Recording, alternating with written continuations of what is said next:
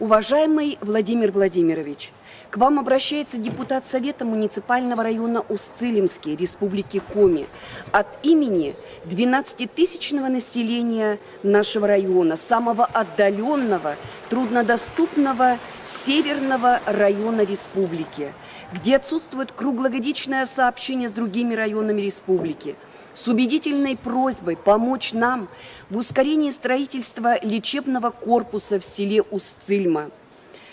Жизненно важного вопроса, который решается на всех уровнях и на протяжении уже десятилетий.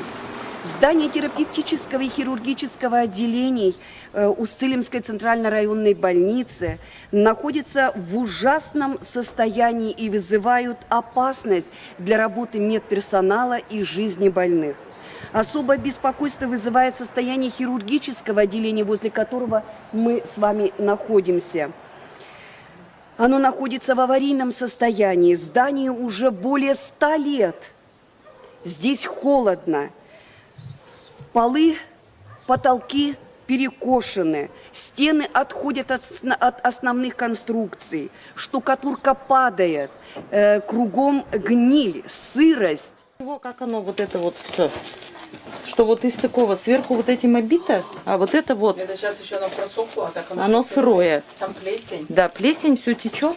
То есть вот это вот тоже стены, вот из чего они состоят. То есть это наша раздевалка, в которой зимой тут мы почти замерзаем.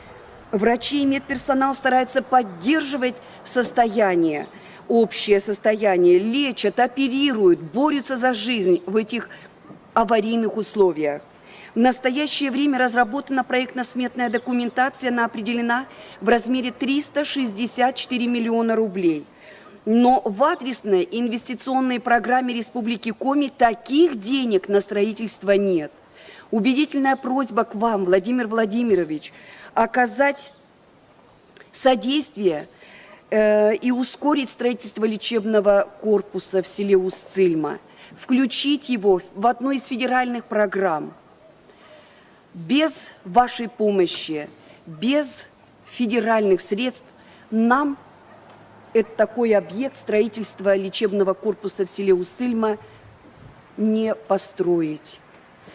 Просим вас оказать нам содействие. Очень хочу быть услышанной вами и рассчитываем на действенную помощь.